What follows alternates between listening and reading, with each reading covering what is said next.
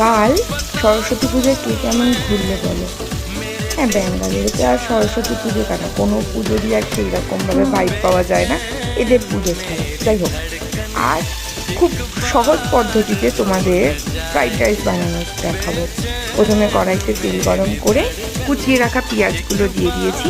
তারপরে সকলের সব থেকে প্রিয় সবজি আলুগুলোকে একদম পাতলা পাতলা করে কেটে পেঁয়াজের মধ্যে দিয়ে নুন দিয়ে অনেকক্ষণ ধরে ধীরে সুস্থে ভেজে নিয়েছি। আলু আর পেঁয়াজটা বেশ ভালোভাবে ভাজা হয়ে গেলে এইবার একে একে মশলা দেবো। বেশি মশলা না, অল্পই লাগবে। একটু হলুদ গুঁড়ো, একটু লঙ্কার গুঁড়ো দিয়ে আবার ভালোভাবে মিশিয়ে একটু ঢেকে চেপে যতক্ষণ না তোমার প্রিয় সবজি নরম হচ্ছে ততক্ষণ একটুখানি রান্না করতে হবে। এইবার বেশ খানিকটা দিয়েছি কাঁচা লঙ্কা, ব্যাস, আর কিছু লাগবে না।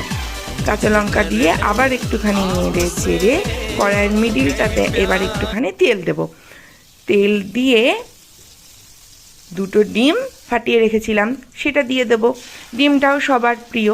এবার ডিমটা দিয়ে ভালোভাবে ঘুরিয়ে ঘুরিয়ে ঘুরিয়ে ঘুরিয়ে ঘুরিয়ে ঘুরিয়ে ভাজতে হবে।